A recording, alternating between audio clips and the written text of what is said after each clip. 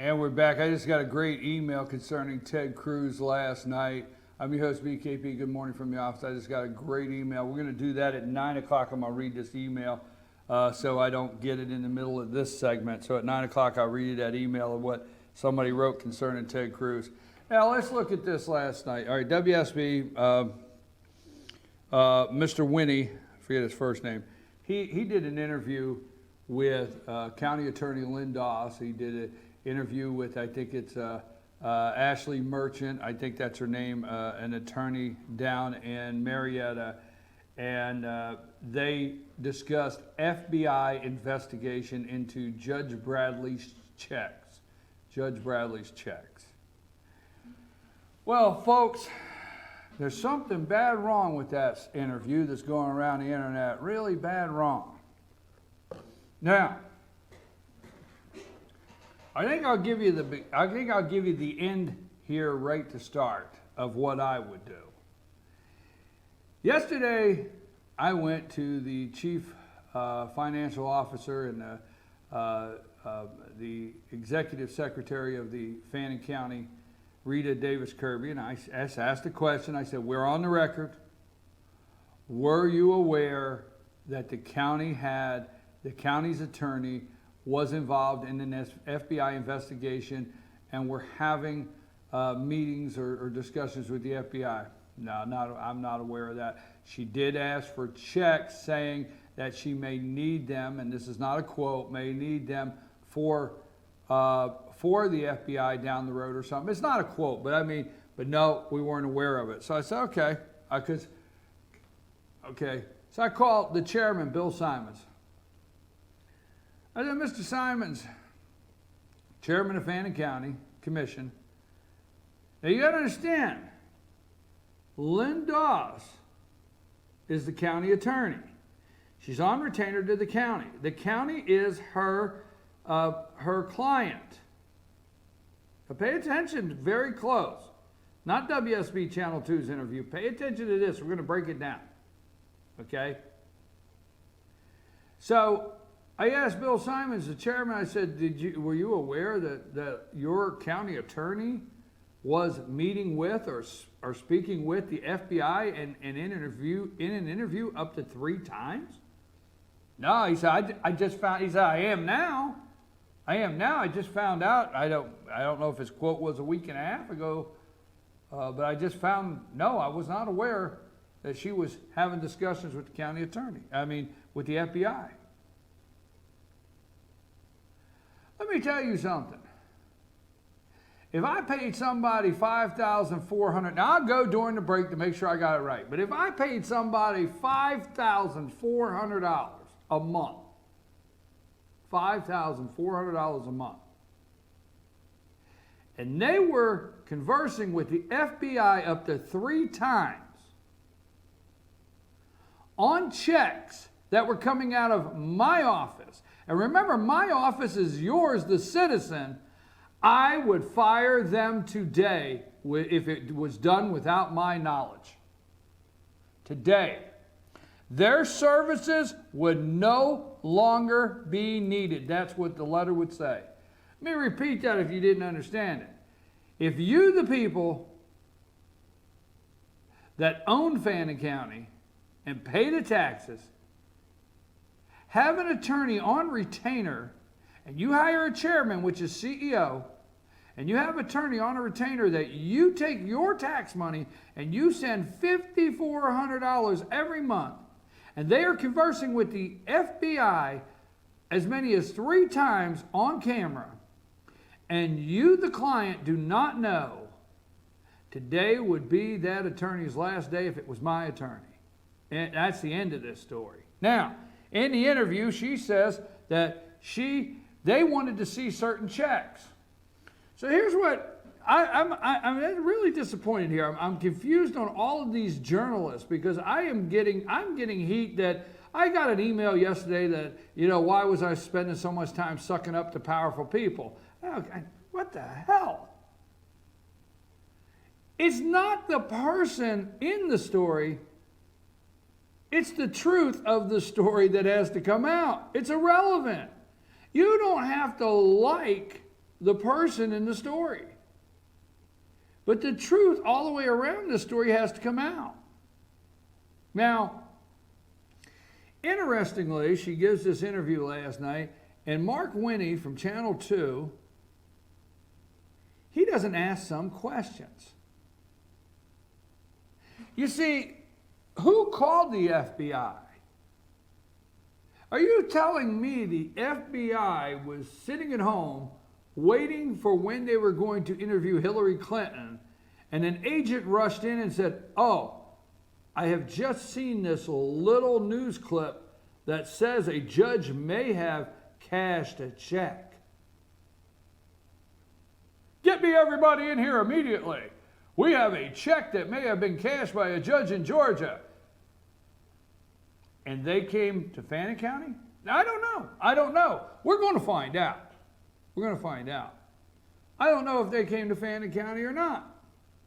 Did they call? Or was somebody helping report it? Now let me tell you what the Fannin County does, the FBI does not need to do. They do not need to do an investigation through Mark Tomlinson and Lynn Doss. They don't have to do that. I could show you right now, I could tell you right now, you will hear rumors, the FBI's in town.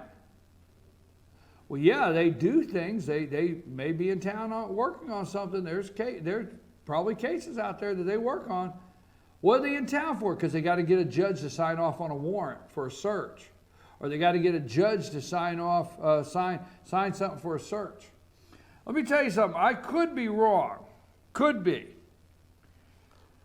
But I would think the professional FBI, if they were interested in a check that may have been cashed by a judge, and if they were going to ask for documents, the FBI would walk over and they would go to the financial officer, Rita Kirby, and the chairman, Bill Simon, say, "We're with the FBI. We need to see Mr. Simons. We're with the FBI. Mr. Simons, we're here today because we understand that maybe some checks that have come out of this office written to a judge, we'd like to look at some things." That's what we'd like to do. And then Bill Simon should have said, "Well, do you have a subpoena for documents? Do you have something for me to produce any documents or anything? Or are you just asking?" Okay? Or Mr. Simon should have said, "Let me get my county attorney on the phone because I want the three of us to sit down and I want to know what's going on, because if you're asking for documents, I want to know what this is about." No, that doesn't happen. They go to Lynn Doss. The FBI goes to Lynn Doss. And they're working the case with Lynn Doss. Maybe they were not aware of the public, very well publicly known feelings that Ms. Doss has for now retired Judge Bradley. Maybe they were not aware of that when they showed up. Maybe they did not understand why Ms. Doss maybe was so helpful in this. Now, so they go and they go to Judge Brendan Weaver and they said, in an unusual move, in a highly unusual move. Now, what Brenda Weaver did in the interview was a highly unusual move. I love that. In a highly unusual move, Brenda Weaver contacted the FBI. When we find out who contacted the FBI in Fannin County, I wonder if they'll come back and do in a highly unusual move. What had happened, this is the best of my knowledge of all the interviews I've done, and Lonnie is my witness. Oh my God, this is the best I have. Lonnie is my witness here. He knows. I'm telling you folks, I grabbed my bag. The show ends at 10:05. I've been on the road every single day. I've gone to courthouses. I've gone to clerks. I've gone to all kinds. I've asked questions everywhere. So here's what I understand took place. There is this discussion of this FBI investigation. Judge Weaver wants out, and sources tell me she wants out in the clear that she did not, or any of the other judges in the circuit, Appalachian Judicial District, cash any checks illegally. Or cash any checks. Did not do anything illegal and cash any checks. Okay? So she's hearing the FBI's involved. So she calls him up and says, hey, if you're looking at this, you don't have to go up to Lynn Doss's office. No, this is not what she says. This is what I'm saying. I'm just paraphrasing the story. You don't have to go up to Lynn Doss's office. Come on down here. We'll open the doors wide open. We will open the doors. Come and interview every court clerk. Come and interview everybody in every courtroom judge's office. All the staff. Go through everything. Come on, see it all. But no, Channel 2 said, and a highly unusual move. And a highly unusual move. That's going to be my words of the day. I'm going to practice that. And a highly unusual move. Did you watch the interview? And a highly unusual move. Then they go down to Marietta and they talk to this attorney, Ashley Merchant, which, to my knowledge, is not even Mark Tomlinson's attorney. So why is the FBI talking to her? In a highly unusual move, the FBI calls Ashley Merchant for no reason. Why? Because if you watch Judge Weingarten, people, come on, get real. Get real with this.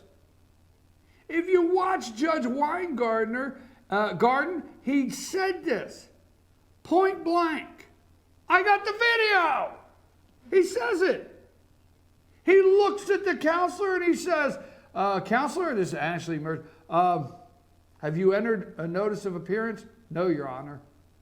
So you're actually not appearing for the defendant. Well, I wanted to see how this went. That's not a quote, but go watch it. Yes, she said something like, I wanted to see what transpired today to make a decision, blah, blah, whatever. All right? Really? So Monday, she's not even actually his attorney. She doesn't put a notice of appearance in. So the FBI needs to contact her. See, listen to the interview. I've spoke to the FBI. Well, they didn't tell me anything about an investigation, but I did ask, did you ask if Mr. Tomlinson was part of their investigation? I explicitly asked that and they said no. Why would they say no? That's not her client. The FBI told her no. Seriously, folks? Come on. In a highly unusual move, the FBI called her. I don't think so. I don't think so. In a highly unusual move. Now, in a highly unusual move, let me tell you what a highly unusual move is. A highly unusual move is for the county attorney to have 3 conversations and to be working with, because they asked for documents. She's been helping them for some reason with these documents. We need to know what documents, the county needs to know what documents the FBI has from them through the county attorney, Lynn Doss, unbeknownst to them. I got to practice it. Unbeknownst to me, unbeknownst to me, unbeknownst to me. Okay? We need to know what documents that the county attorney has turned over to an FBI investigator. What's the official investigation? Is it officially an investigation? Do we have that? Okay? And why hasn't the county attorney discussed it with the county? Now, here's another question. You want to look at Judge Bradley's checks. Let's think about this for a minute, folks. So, FBI is talking to Lynn Doss, which is publicly, doesn't have very much affection for Judge Bradley. You know, I don't know, rightfully so. Maybe she don't like you for a good reason. Maybe you don't like her for a good reason. Never know. I don't know. Just saying, okay? So let's look at this. So this person that has really not a lot of love for the judge in question and goes over the top in the interview, oh, I've always appeared before. Every time I appeared before Judge Bradley, she's always been fair from the bench. Come on, man. You know, come on, really? What's this all about? We know what it's all about, folks. It's all about. We know. Anyhow, so let's ask the one question before I wrap this up, because I'm going to take another break. If The FBI is concerned that Judge Roger Bradley may be cashing checks, and they want to see if Brenda Weaver is cashing checks, and they want to see if Roger Bradley paid attorney's fees for Rhonda Stubblefield. They want to see these things. Why didn't they contact the CFO down at Gilmer County? Why didn't they ask for everything there? Why didn't they contact the CFO in Pickens County? Why didn't they contact other CFOs in the circuit? Why were they only working their investigation through County Attorney Lynn Doss? Interesting. In an unusual move. In an unusual move, the FBI does not go to the county. In an unusual move. I don't know, maybe the FBI was told, maybe the FBI was told, if you go over and contact the county, they'll help cover it up. Oh, wow, maybe that, I don't know. Maybe that was said. Maybe, don't know. I'm going to tell you this, in an unusual move, the FBI does not act, does not inquire, and does not use the county attorney unbeknownst to her client. Because if Lynn Doss was representing her client $5,400 a month, if she was representing her client properly, when the FBI, when she, possibly she contacted the FBI, or possibly they contacted the FBI, she should have said to them, I will need to sit down and discuss this with the chairman of the county. Look, I'm going to tell you something right now. I was having a discussion amongst some attorneys the other day. An attorney got up and left. I said, where are you going? He said, I represent the party we're talking about, that one of the parties that's in the discussion, and I have to leave. Yeah, I respected that. I said, where are you going? Well, our firm. He didn't say he directly. He said, our firm represents someone in the discussion, so I need to leave. I can't be a part of the conversation. That's exactly right. Happened the other day, just the other day.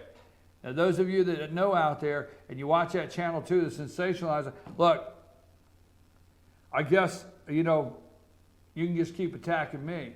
But I think it's a very unusual move, not on what Judge Bradley did by saying, hey, come on down, the door's open. I hear there's an investigation. I hear you're looking at things.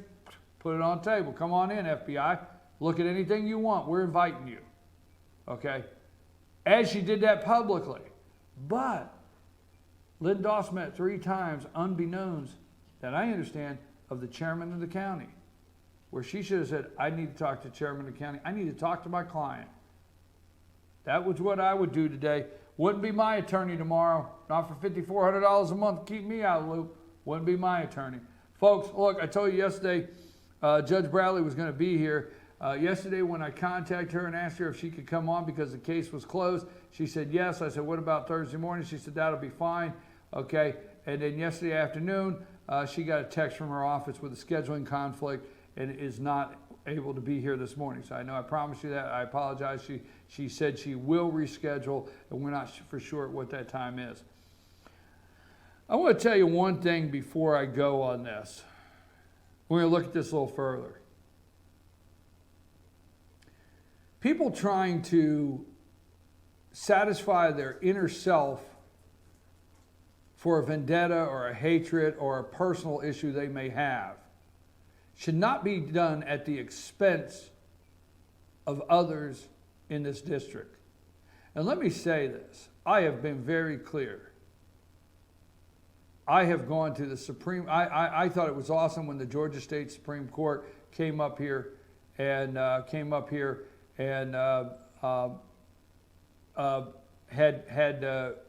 cases in Gilmer County.